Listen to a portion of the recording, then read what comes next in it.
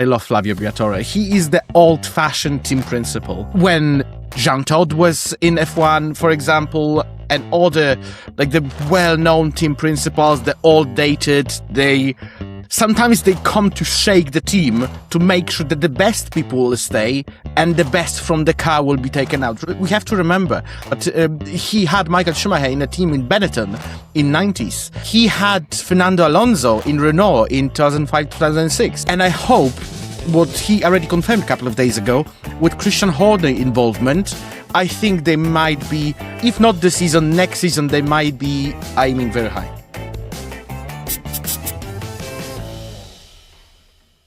Yes, guys, welcome to the We Racing podcast. It's me and Matt back again for another week of exciting F1 and racing chat.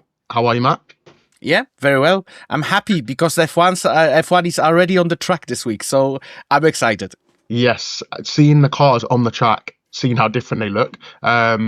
It's been good. You don't realize how much you miss F1 until it's gone. Yeah, what's funny, I actually was thinking about it today, and this off-season doesn't really feel like off-season, because, for example, the 2 or 3 seasons back between December and March, it was pretty dead, Right now, because so many things are happening, almost every single day there's some news, some presentations, that doesn't really feel that we are off the season because the car's already on the track. So I'm excited to see finally who will perform the best, basically. But I'm really feeling bad for those photographers that tried to break into the Barcelona circuit. Yeah, they didn't have the greatest time, to be fair. I mean, listen, they're doing their job. They're trying their best to do their job. They failed, but I got to give them props for that. Before we go on to the main topic, obviously, of today, obviously, Williams had a bit of a hiccup, didn't they, coming into that? Tell us about it. Yeah, they haven't passed the crash test last Thursday. I don't really know why they've waited so long to make it happen. And on Thursday, basically, when they failed on Thursday evening and Friday, the rumors already emerged that they will not come. And then on Friday afternoon, they have confirmed it. Basically, when you won't pass the crash test, you need to redesign the parts that they failed. In the case of Williams, it was the suspension. Therefore, they had to add about 20 to 30 kilograms additional weight just to make sure that suspension is strong enough and will be able to pass the test. So all hopes that we had for Williams, unfortunately, looks like we'll have the repeat of 2019 season. No way. Hopefully not. Williams, they're my backup team, so I need them to perform. James Vowles, I feel like this is like a story to unfold. We didn't make when you watch Drive to Survive, which I'm excited for the new season to come out, by the way, as well. We'll talk about that. Yeah, 28th February, yeah? Yes, very soon. When they start off and it starts off terrible and they put them all in the dark lighting and then they show them with the trophy at the end. That's what I can see happening. But not a great start to Williams. Talking about whether it's going to be another 2019 or not, what I thought we'd do today, since we've seen the cars or most of the cars on the track for the shakedown, is do our predictions for the 2026 season for the teams, constructors. Okay, we're going to do drivers in another episode. This episode, We're just going to do just the team rankings 1 to 11 now with our 11 teams on the grid. Yeah, ready? Fair enough. Absolutely. Cool. So let's start from bottom place, work our way up. In 11th, who are we going for? Unfortunately, this might be Williams. It doesn't look all right to them. Other teams, they have some issues, but the issues are not as significant as theirs. And losing the whole 3 days of testing when the new regulations are coming, that doesn't look promising. Okay, so you're going for Williams in 11th, last place. Yeah. I'm going to go for a slightly different strategy. I'm going to put Cadillac. All right, okay. Yes, I'm going to go out there. Now, the reason I'm going for this is I'm going to struggle to believe that with a new team coming in, with you having new regulations, I just can't see them getting off to a flying start in their first season. Fair enough, but we've seen also another completely opposite to your theories. Brown GP come to F1 and won the championship on the first season and only season. Yeah, they did about 100 years ago, but I feel like now in present times, when you've got people like Red Bull, you've got people like McLaren, I think you're going to struggle. And even in the midfield, it's so tight. Like obviously Williams are off to a bad start, but again, last year it's so tight. Those teams that are trying to get in, they got RB, all the rest of them. I just can't see them coming in first season. I don't see them getting 0 points, but I can't see them coming in and doing any further than last. So that's my fair point. Fair point. Perfect. We'll go then. Okay, so now up to 10th place. Who are you going next? So I've seen that Audi had some problems on the first days of shakedown. They made only like 22 laps or something like that. Apparently the power unit wasn't working as they wanted, and they didn't come back on in the afternoon session. So I would put Audi on 10th. Audi, yeah, 10th. Not a problem. I agree with you. I think the problems that they've had coming into the shakedown don't sound great. And a part of me feels like I know it's now Audi, but is it just Sauber with Audi on the top? It takes a lot to change like an infrastructure. It takes a lot to change kind of a mentality within a workplace. Obviously, a big takeover can do that, but am I convinced it's going to do enough to get them sort of battling in the midfield, sort of, and better of the rest? Probably not. Yeah, I agree. Like, I think they will struggle more than Cadillac, personally. Okay, so now we're going into 9th.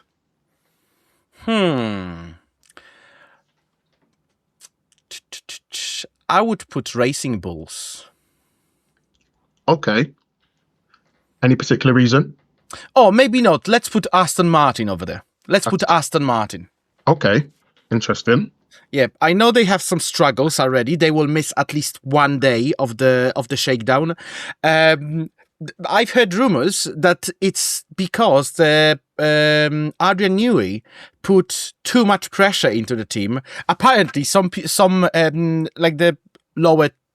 I wouldn't like to say the lower tier, but like a lower in the ladder, the people, they left because they couldn't stand the pressure from Adrian Newey, because his project is so ambitious that they haven't made the all parts yet. So probably they're still waiting for them to be flown from the headquarters in Silverstone to the Barcelona. So we will see, but I would put Aston Martin on 9th. Aston Martin in 9th. I think it was a surprise to me when I heard they were having these issues, because I know they spent a lot of money on, again, within that infrastructure of bringing in people from other teams. Obviously, they brought in Adrian Newey, which every team wanted. They obviously got a big sort of funding behind them, obviously cost capping, etc. But obviously, they've got that money behind them. It felt like last season they fell off kind of second half of the season because they were getting prepared for this season, and I thought they were really going to come out of the blocks flying. But based on what I'm hearing, obviously it's kind of the opposite. So for that reason, I'm also going to put them in 9th as well. Yeah, I agree. Okay, so out of the relegation places, we're now looking sort of bottom of the middle of the pack, 8th place. Who are you going for? So I've just opened the list of the teams just to make sure I won't miss anyone. Yeah. So I would predict that 8th could be, let's put Cadillac here. Okay, so they probably will be fighting with Aston Martin this season. Okay, that's an interesting take. I mean, fighting, whatever you can. I mean, it's still a couple of $1 million. So, but yeah, they might be fighting in the bottom of the field. They will get a couple of points, but probably not as much as the top field. Okay, I can see that. I'm going to go for your bottom rank. I'm going to go for Williams. Okay. And I'm going to place them in 8th. So again, I have big faith in Williams. It's more so I have faith in the project. I feel like James Vowles' project is very convincing to me, at the very least as well. So I don't think they're going to smash it this season, especially with the problems they're having. But I don't think that they're going to be sort of bottom 3 or 4. So I'm going to put Williams in. Okay. Yeah. Perfect. Fair enough. Okay, cool. P7. Haas. But there's Haas. But I believe from P7 until P3, the differences will be very small. okay. So, but I would put Haas on P7. You think that midfield battle is going to be tight again this year? Yeah, it will. Because, well, we've seen what the drivers can do when the machinery is all right, but we've seen also what drivers can do when the machinery is not all right. So I believe that from P7 until P3, we will have very close battle between those teams. Yeah, I think I heard in the shakedown that Haas completed the most amount of laps.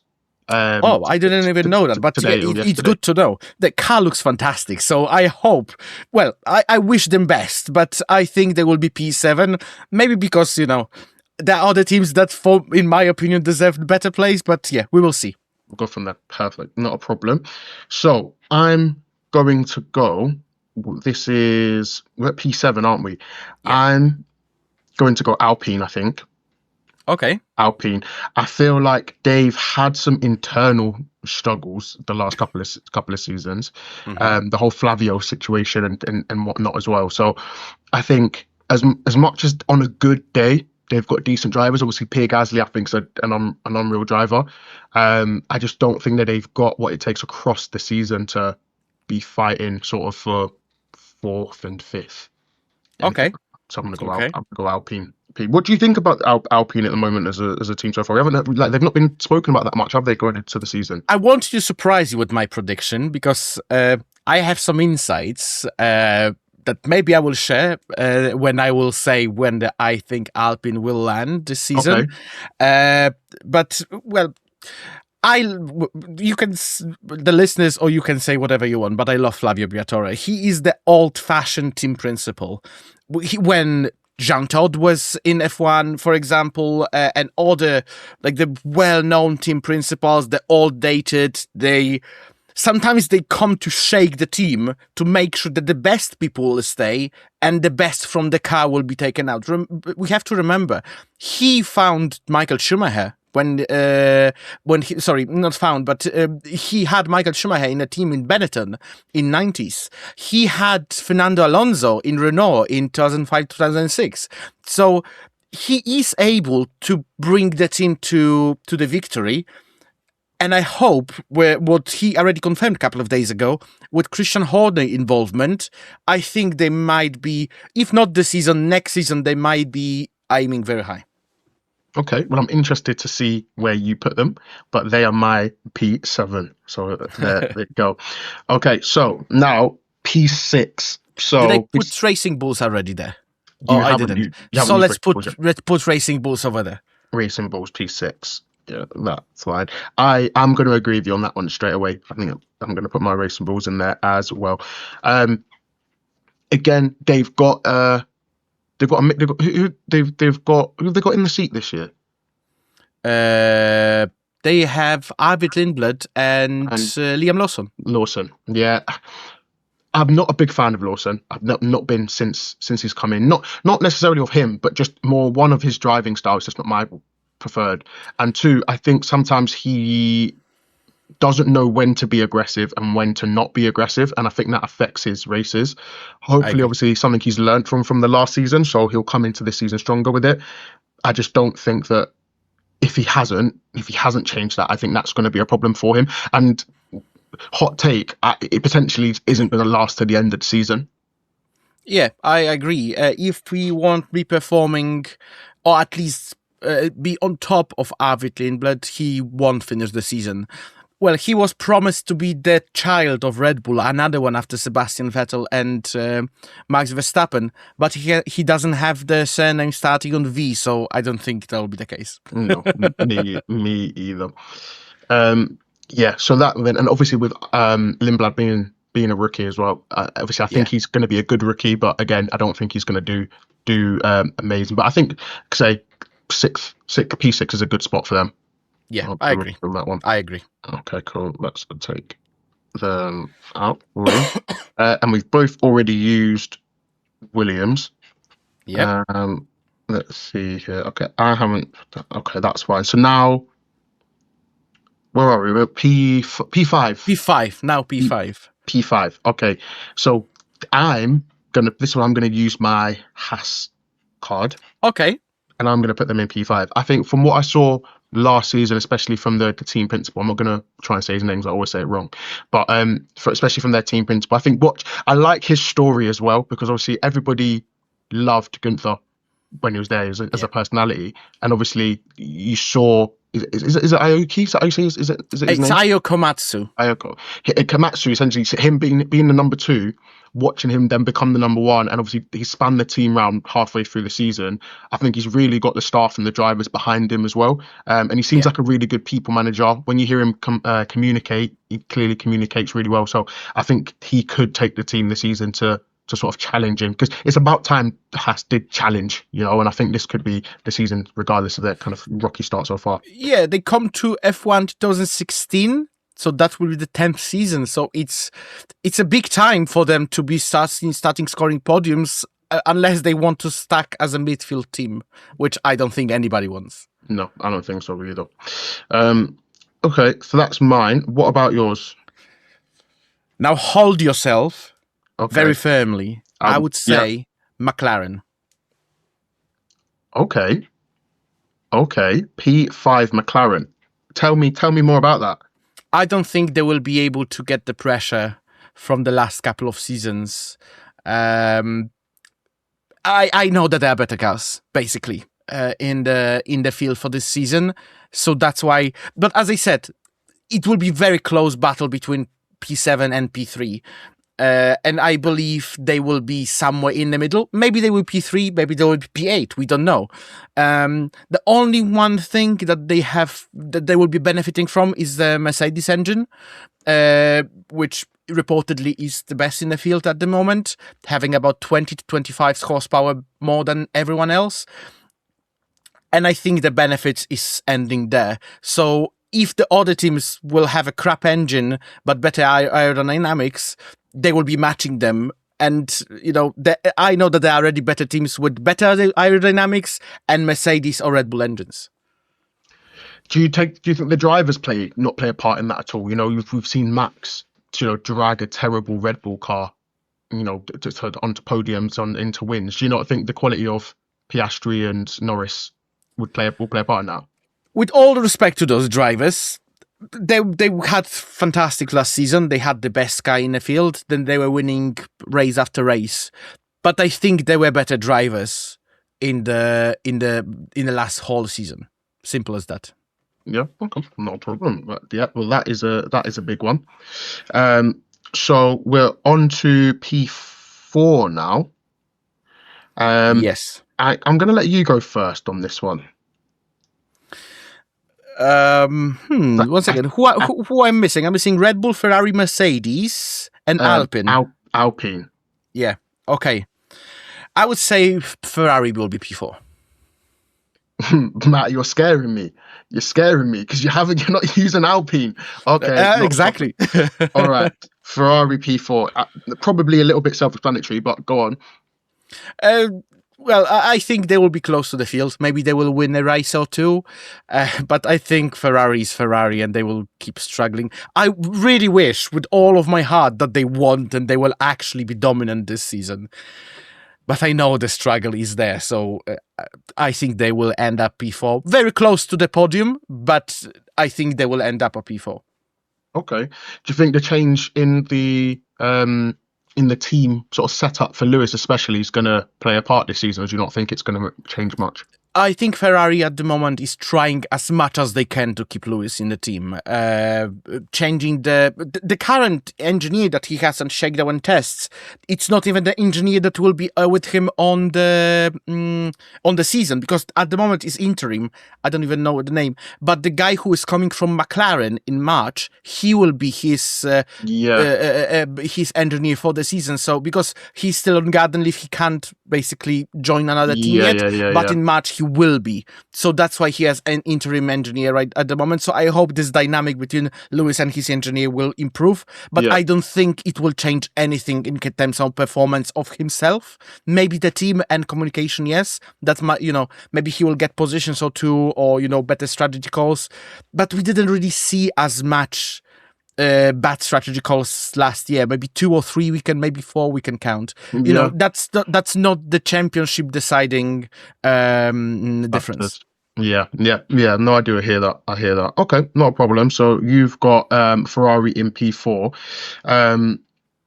I am going to go P4. Yeah, I have to go Ferrari. I'm hesitating because do you know what? It pains me. It actually pains me to have to put them there. Yeah, But same. I can't put them anywhere else. I physically can't put them anywhere else. Knowing what I know about them, like I say, I think the pain comes more from hope. Like I want them to do well, but using if I was generally going to put my money on it, I can't put them any higher than fourth. So Yeah. I'll put them in them as well. Okay. So now we're down to the top 3. Okay, I've got Red Bull, Ferrari, Mercedes left. I have Red Bull, Mercedes, and Alpine left. Yeah. So in P3, I'm going to go McLaren. Fair enough. Yeah, I was expecting that to be fun. Yeah, I'm going to go McLaren. I saw a piece on Sky with George today saying about how he thinks that Red Bull look really sharp so far. And I know that every team likes to downplay what they've got, and I think Red Bull are also doing that as well. So I think Red Bull, I don't think McLaren are going to have what it takes, and I also think there's going to be this kind of internal power struggle now because the drivers, let's be honest, Norris and Piastri were quite close. But now, even if they're close, one's got a whole world championship on the other.